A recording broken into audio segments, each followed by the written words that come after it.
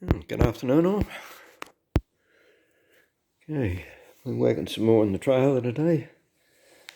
And, yeah, we've got a floor in place. It's not in there permanent yet. Yeah, because I've still got well, the next thing I've got to do actually is turn it upside down and drill all the holes right around the sides. Got panel beaded. Stick the camera in, you probably won't be able to see it too much.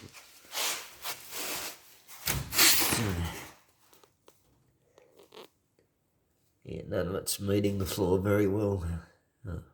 Places it is, other places it isn't. So, yeah, I've turned it upside down, put a few screws in it, do a whole lot of panel weight, and get the angle bar to meet the floor properly. Yeah, and sometimes, yeah, I like making things difficult for myself.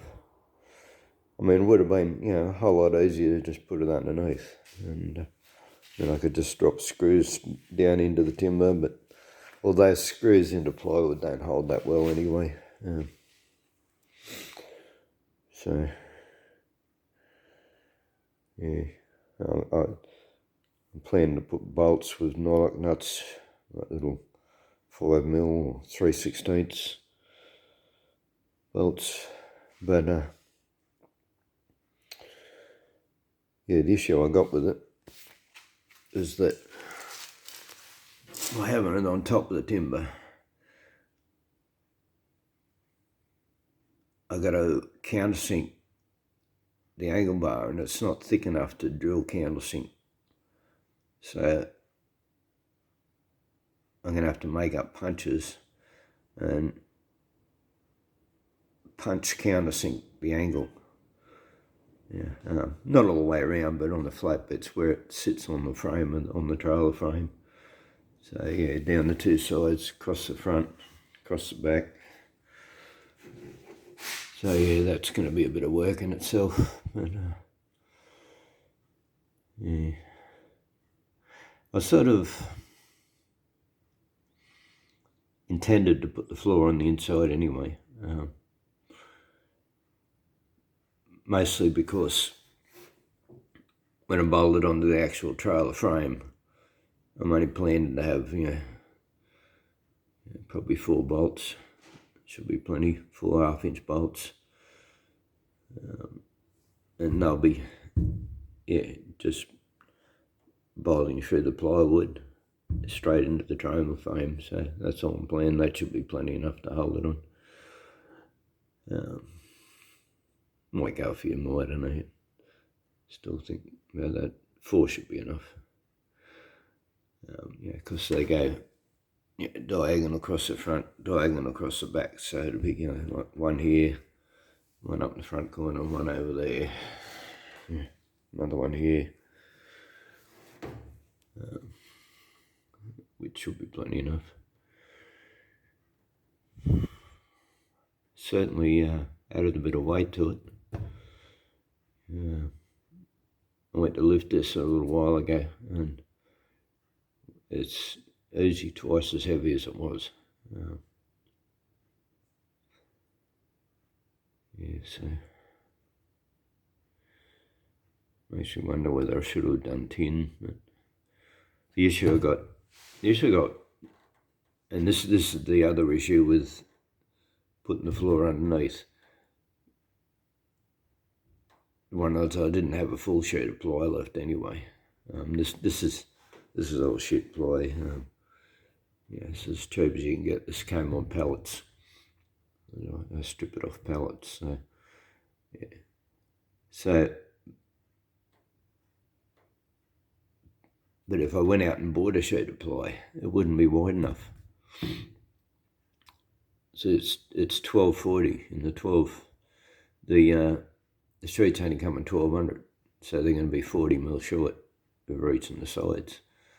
And it's the same issue with the tin. I got tin out there. It's the same tin as I've lined the shed with.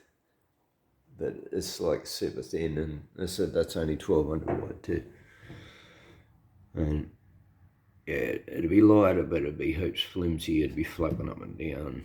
You know, I wouldn't just be able to put the 4 bolts in, not without. I'd have to put some sort of strapping or angle bar or something to brace it anyway. I'd have to bolt it on a whole different way, probably. But as I said, it's not wide enough anyway. Yeah, like it's so thin, you can't really weld it. So yeah, it'd have to be riveted on and all that as well. Anyway, so that's why I've gone with the timber. The other reason why I want the timber inside, especially with it being, very cheap timber, very cheap plywood, is that I don't want the weather getting on the edges. I want most of it, like the edges especially. See, plywood, this is a secret. Well, not really a secret, but this is how you keep, or you use ply in outside conditions, is you seal the edges really, really well. And like it takes whatever you're sealing them with, you'd need like minimum 3 coats because it just keeps soaking it in. So yeah, 3 coats of whatever you paint it with around the edges to seal it up. Because if you get water, and especially this cheap shit ply, if water gets in, it'll just delaminate, it'll separate. So by having it inside, even though I'm going to seal right around the edges anyway before I put it in for the final time, but yeah, there's just less of it exposed to the weather. So yeah, and once it goes in, because these bits of wood too hold it together. You can see it's actually in 4 pieces. I was going to do 3, and I was hoping that I'd be able to just poke one end of this centerpiece in and then, flex it up and poke the other end in, but I couldn't flex it enough to do that. Just had to pull back too far, had to pull back like 2 inches or more. Just didn't want to be in it, so cut across the middle. That's why that center strip's wider than the other.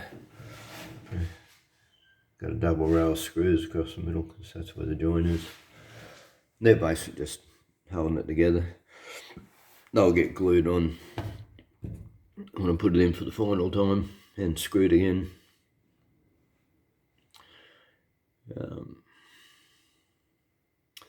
Once it also goes in for the final time too, I'll be putting some, probably duct tape or something across here, across all the joins, and putting some glue of some kind, hopefully epoxy. Depends on how the finances go. Epoxy's major expense, but that's what I'd like to do. Epoxy's, it joins timber really, really well. You'll never break it. You break the timber before you break the epoxy joint. It's that good. But so if I did that, that'd make it all sort of one piece again. Not that it really needs it, it's basically when it's sat on the trailer frame. Like the trailer is supported anyway, the trailer frame, that there's plenty enough structure underneath to hold it all anyway. So basically all these straps are and everything that hold it together when you're lifting it on and off the frame. So that's basically all it's for. And there'll be rubber matting going in there, quite thick, probably about the same thickness as the timber. I'm going to use that playground mat. You get that cheap from Bunnings. It's about probably more than ½ inch thick. And I'm going to put that around the sides too, so that things don't roll around the trailer and dent it all from the inside. The other thing I did is, because I had it upside down, I made cardboard templates and cut the timber, and I did all that while it was upside down. And so while it was upside down, I put some rust. I sprayed rust converter on everywhere that had a bit of surface rust, and finished off all the roof area so that I'm not brushing upside down. And what I used on that too, I got given some tin of Jotun. I got given 2 tins actually. And yeah, this is I think it's anti-foul or something actually. Yeah, anti-fouling. But yeah, it's really good. It's really thick. And might as well show you rather than just tell you.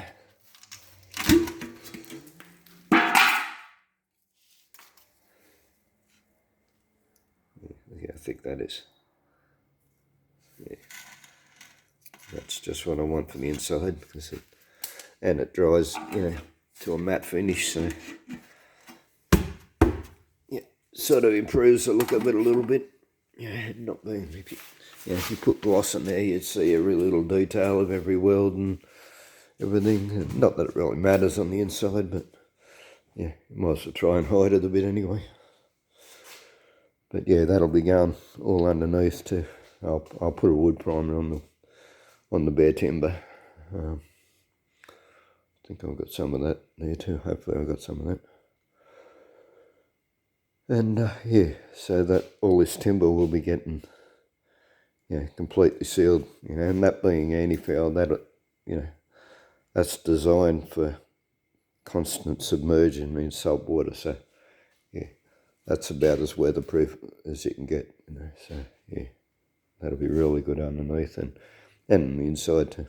So I'll do the whole inside with it. And yeah, I'll prime all underneath it first with some red oxide, like where this sits, after I've drilled the holes, because you want primer to fill all your holes as well. So, and yeah, and then I'll run around the edges. I'll seam seal right around the edges with some silicone. You gotta be a little bit careful what silicone you use on metal, so because you gotta make sure you don't get an acid cure, because that'll cause rust. So you got to get silicone that's a nice non-acid cure. So yeah, what I use is roof and gutter sealant. Yeah, so anyways, as I said, I'll seal up all the way around the edge of the timber. That just stops dirt getting in there, and yeah, if you do get any moisture, it stops it running down, sitting in there.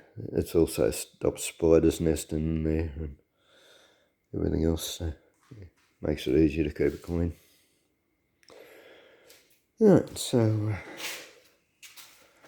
yeah, as I said, I did start on the putty, and as you can see, rubbed a little bit. My sander needs some new brushes, so I'm going to remember to get them tomorrow when I go in town.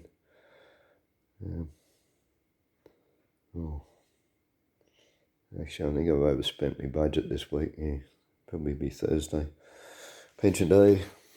I'll get some new brushes. So, but I was just like rubbing that with a speed file, which I'd still be doing anyway. Even that's the sander. It's like 50 years old at least. It's a good sander. It's got a stayer. Bit slow, but yeah, heavy duty. This will be the second time I've replaced the brushes in it. But yeah, that's all I've been using for that. And I said even after I get the sander going, the sander's sort of finishing it off. But yeah, the shape of the board, and you sort of go diagonally around your panel. That's how, you get your shape right. So I didn't go any further here because I still had pinholes that I hadn't welded up. But yeah, I've done all them now. There's no pinholes around it, no light showing through anywhere. But as I said, I stopped on that And what made me go on with the floor is I was looking at the scratches. This is all from the first time I tipped it up side down, which is when I welded the some pieces, some underside pieces. And I was thinking, yeah, I can't finish the roof until I finish with turning it upside down. So, I didn't make it worse this time. I sat it on that bit of cardboard. That's my ground sheet. That's what I lie on when I'm under the car. But yeah, so that's why I decided to turn it up and get the floor done. Yeah, get it all finished, get it all sealed and painted and everything underneath before I attempt to start on the roof. The other thing you might be wondering why I've puttied up to the guard, left it on instead of taking it off. There's two reasons for that as well.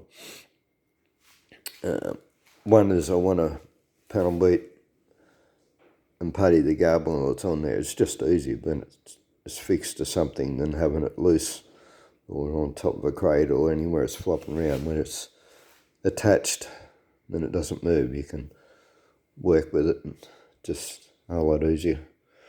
But the other reason I haven't taken it off is that, of course this side's still tacked on. I haven't cut the tacks yet, but when I do all the bolts up, it does pull the panel out that little bit. And I was thinking that, if I get it all puttied and shaped and finished with the guards off, then when I bolt the guards back on, it might pull it out of shape, make it wavy or something. So, yeah, I mean, I'll still have to finish, the sides that are underneath the guard with the guards off. But yeah, hopefully the rest of it will stay the right shape and be the right shape when I bolt the guards back on again. So, alright, I think we've just about covered everything I've done today. So, yeah, as I said, it's not permanent in there. I've still got a whole lot of work getting screw holes and countersinking screw holes, and I probably don't even have enough screws anyway. I'll have to go and buy some. Want nylock nuts anyway. As I said, screws don't hold that well in plywood to begin with. They don't hold anywhere near as good as screwing into a solid timber.